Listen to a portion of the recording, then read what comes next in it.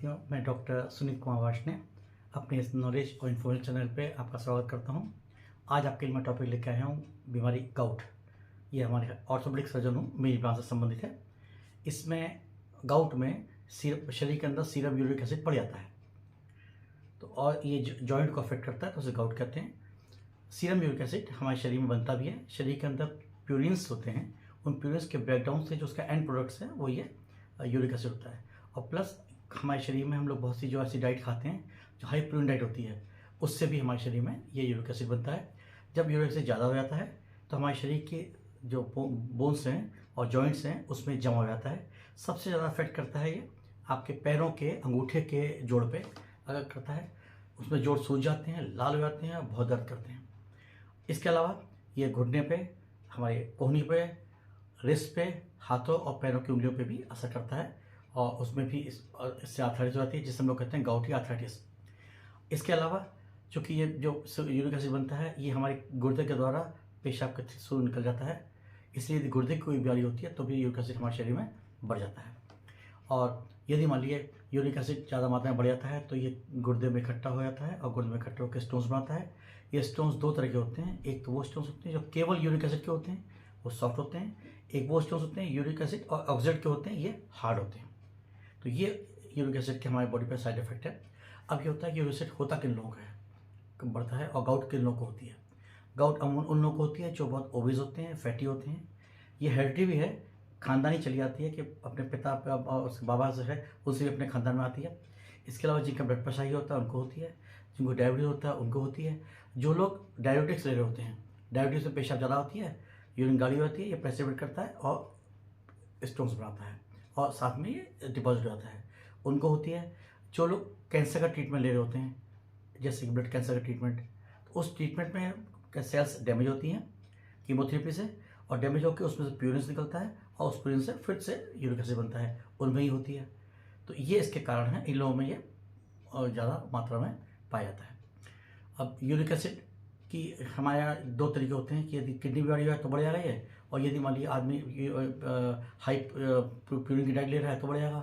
अब कौन कौन सी ऐसी डाइट्स हैं जिसके लेने से ये यूरिक एसिड बढ़ता है, ये हम लोग को जानकारी होना बहुत जरूरी है। इसीलिए ये मैंने आपके लिए ये टॉपिक यहाँ पे लेके आया हूँ।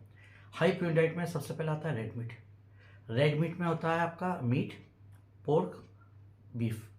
इसके अलावा जो ऑर्गन मीट होता है जैसे लिवर, किडनी और ब्रेन, इससे भी बढ़ता है। एल्कोहल कैसा भी हो उससे ये यूरिक एसिड बढ़ता है। इसके अलावा बियर से बहुत ज़्यादा बढ़ता है ये यूरिक एसिड। इसके अलावा हाई फैटी डाइट से बढ़ता है ये, हाई फ्रक्टोज से बढ़ता है यूरिक एसिड।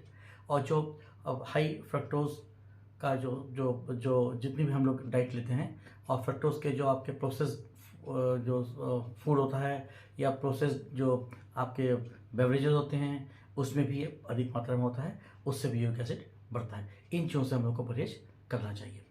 अब ये आता है कि यदि मान लीजिए आपको लगता है कि आपके पैर में सूजन है और पैर लाल हो गया है, बहुत तेज़ दर्द हो रहा है, छूने पर दर्द हो रहा है, तो फिर ये उसकी हम कैसे मालूम करें कि ये कौन सी वाली आर्थराइटिस है और ये गाउट है या गाउट नहीं है। महिलाओं को अमोनी मेनोपॉज के बाद होता है, पुरुषों में ये 30 और 50 साल के बीच में हुआ करता है, इससे कम में यूजुअली कम होता है। डाइट से इसका सीधा संबंध है, तो इसलिए हम लोग को थोड़ा केयरफुल रहना चाहिए। तो यदि हमको ज़रा भी डाउट होता है कि हमारे जोड़ सूज गए हैं, दर्द हो रहा है या स्टोन की प्रॉब्लम हो गई है, पेशाब में जलन हो रही है, पेशाब में खून आ रहा है, तो हम लोग को इसके लिए जांच करानी पड़ती है। जांच डॉक्टर के पास जाएंगे, डॉक्टर आपकी जांच कराएंगे, वो सबसे पहले जांच करेंगे सीरम यूरिक एसिड की। तो यूरिक एसिड जो है ये महिला और पुरुषों में अलग अलग होता है। महिलाओं में 2.5 से 6.5 तक का नॉर्मल माना जाता है, पुरुषों में 4 से लेकर और 7 तक नॉर्मल माना जाता है। पर जांच कराने से पहले 4 से 5 घंटे तक आपको खाली पेट रहना चाहिए, तब इसकी रिपोर्ट सही आती है। यदि ये यूरिक एसिड बढ़ा हुआ आता है तो उसके हिसाब से फिर हम लोग इलाज शुरू करते हैं। 7 तक होता है तब तो हम लोग डाइटरी कंट्रोल से ही इसे ठीक करने की कोशिश करते हैं। अब आते हैं कि यदि मान लीजिए ये हो ही गया है गाउट और बीमारी बढ़ गई है, तो ये दो तरह से होती है, रिवर्सिबल और इरिवर्सिबल। शुरुआती तौर पे तो आप डाइट कंट्रोल करके इसे ठीक कर सकते हैं और दवा से ठीक कर सकते हैं, पर जब ज़्यादा बढ़ जाती है, जब यूरिक एसिड क्रिस्टल्स जमा हो जाते हैं, वो रब करते हैं और उसके बाद इन्फ्लेमेशन होता है और जॉइंट एंड्स खराब हो जाते हैं, तो वो परमानेंट आर्थराइटिस कहलाती है। फिर एक्सरे करके हम लोग डायग्नोस करते हैं कि यह इसमें कोई और बीमारी तो इसमें नहीं है। अब आता है इसका इलाज का पार्ट कि इसका इलाज क्या है। तो इसके इलाज में सबसे पहली चीज़ तो ये है कि एक्यूट फेज में है, इसके अटैक पड़ते हैं इसके गाउट के, उसे हम लोग कहते हैं एक्यूट गाउटिक अटैक या उसे फ्लेयर्स कहते हैं। तो जब अटैक पड़ता है तो एकदम जोड़ सूज जाता है, सूजने के बाद वो 7 से 10 दिन तक जोड़ रहता है। उस समय उस एक्यूट फेज में जबकि तुरंत ये जो बीमारी होती है उस समय हम लोग उसमें एनेसेक्स की बीमारी होती है, non steroid anti inflammatory drugs देते हैं, जिसमें आइबुप्रोफेन दी जाती है और जिसमें आपकी नेप्रोक्सन दी जाती है और इंडोमेथासिन दी जाती है। लेकिन इन दवाइयों के अपने साइड इफेक्ट भी बहुत ज़्यादा हैं। इनसे गैस्ट्राइटिस हो जाती है, गैस बनती है, गैस्ट्रिक अल्सर बनते हैं, लिवर और किडनी डिजीज़ भी हो सकती है। तो केयरफुल रहना चाहिए, खाने के बाद लेना चाहिए और ज़्यादा पानी के साथ में लेना चाहिए। फिर इसमें कोल्चिसिन दी जाती है। कोल्चिसिन के अपने साइड इफेक्ट हैं, उससे डायरिया होता है और गैस्ट्रिक अपसेट होता है। इसके अलावा इसमें जो है अदर दवाइयाँ होती हैं, कॉर्टिकोस्टेरॉइड्स दिए जाते हैं। कॉर्टिकोस्टेरॉइड तब दिए जाते हैं जब ये कोल्चिसिन और एनेसेट से ठीक ना हो, तो ओरल भी दी जाती है कॉर्टिकोस्टेरॉइड। और जब देखते हैं कोई जोड़ बहुत ज़्यादा सूज गया है, बड़ा हो गया है, तो उसमें लोकल इंजेक्शन लगाते हैं जिसे हम लोग कहते हैं इंट्रा आर्टिकुलर इंजेक्शन। उसमें हम लोग प्रेडनिसोन और मेड्रोल के इंजेक्शन लगाते हैं। कॉर्टिकोस्टेरॉइड के अपने साइड इफेक्ट्स हैं। ज़्यादा कॉर्टिकोस्टेरॉइड देने से डायबिटीज़ और ब्लड प्रेशर भी हाई हो सकता है, डायबिटीज प्रेशर कर सकती है। इतना करें। इसके अलावा फिर यदि मान लीजिए यदि आपको लगता है कि इनसे भी फ़ायदा नहीं हो रहा है और ये 7, 8, 9 तक चला गया है यूरिक एसिड और बहुत तकलीफ दे रहा है, बहुत दर्द है, घुटने भी सूज गए हैं, या पैर सूज गया है या कोहनी सूज गई है और काम नहीं कर पा रहा आदमी, तो फिर हम लोग एक स्पेसिफिक दवा देते हैं जिससे कि ये यूरिक एसिड शरीर में कम होता है। और उसके लिए 2 दवाइयाँ हैं, उसमें एक होता है एलोप्रेनोल जो ज़ाइलोड के नाम से आती है, 100 मिलीग्राम गोली दिन में एक बार। हम 21 दिन ठीक हो जाए तो ठीक है, वरना फिर 1 महीना, 2 महीना, 3 महीने तक देते हैं जब तक ये नॉर्मल ना आ जाए। फिर दूसरी दवा है इसमें फेविस्टेट, वो भी अच्छा काम करती है, वो इसमें दी जाती है। तो साथियों, ये मैंने आपको बताया कि यदि हम अपने डाइट पे कंट्रोल करें, अपने रहन सहन पे कंट्रोल करें, अपने यदि शरीर को स्टैटिक में रख के उसको एक्टिव रखें, तो ये हमें गाउट की बीमारी या यूरिक एसिड इसमें नहीं होगा। अब ये आता है कि इसमें हम कौन सी चीज़ें खाएं, कौन सी चीज़ें नहीं खाएं, वो तो मैंने आपको बता दिया, इनसे क्या पैदा होता है। अब कौन सी चीज़ें हम खा सकते हैं, इसमें लोगों में बड़ा मिथ है। पहले कहा जाता था कि इसमें आप दालें नहीं खाएंगे, हाई प्रोटीन डाइट होती है, या आप राजमा नहीं खाएंगे। अब ये कहा जाता है कि आप दालें, राजमा, चना सब खा सकते हैं।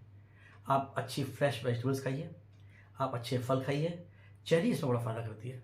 आप 10 से 15 चेरीज पर डे के हिसाब से आप खा सकते हैं, वो यूरिक एसिड को कम करता है। इसके अलावा आप वेजिटेबल ऑयल ले सकते हैं, इसमें कोकोनट ऑयल है, जैतून का तेल है, सनफ्लावर ऑयल है, या आप इसमें इस्तेमाल कर सकते हैं। लो फैट जो डेयरी प्रोडक्ट्स हैं वो ले सकते हैं। होल ग्रेन्स बड़ा फ़ायदा करता है। आपका जो ओट्स है ये बड़ा फ़ायदा करता है। फाइबर्स जो फूड है वो हमको इसमें लेना चाहिए। इसमें हमको यीस्ट इसमें नुकसान करता है, कॉफ़ी नुकसान करती है, लेकिन आप ग्रीन टी ले सकते हैं उससे। तो ये वो चीज़ें हैं जिनको आप खा सकते हैं और इनको खाएं, और जिनको नहीं खाना है उनको ना खाएं। मैं जानता हूँ कि मेरे समय में मैं जहाँ पोस्टेड था वहाँ एक डॉक्टर साहब थे, वो जब भी जिस दिन भी बियर पी लेते थे और मीट खाते थे उनका पैर एकदम सूज जाता था और वो 7 से 10 दिन तक बहुत परेशान करते थे। उस ज़माने की बात है, ये 80s के ज़माने की बात है। तो तब से हम लोग देखते आ रहे हैं और हम लोगों को बताते भी हैं कि ये बियर, अल्कोहल, मीट बहुत नुकसान करते हैं। अलग तरीके से नुकसान करते ही करते हैं, लेकिन गाउट वालों को और सिरोसिस वालों को बहुत नुकसान करते हैं। साथियों, आज का मैंने आपको इतनी जानकारी दे दी, इसका ध्यान रखें। मैंने इसके लिए जो मेहनत की है उसके लिए आप इसका फ़ायदा उठाएं और मेरे इस चैनल को सब्सक्राइब करें, लाइक करें। धन्यवाद।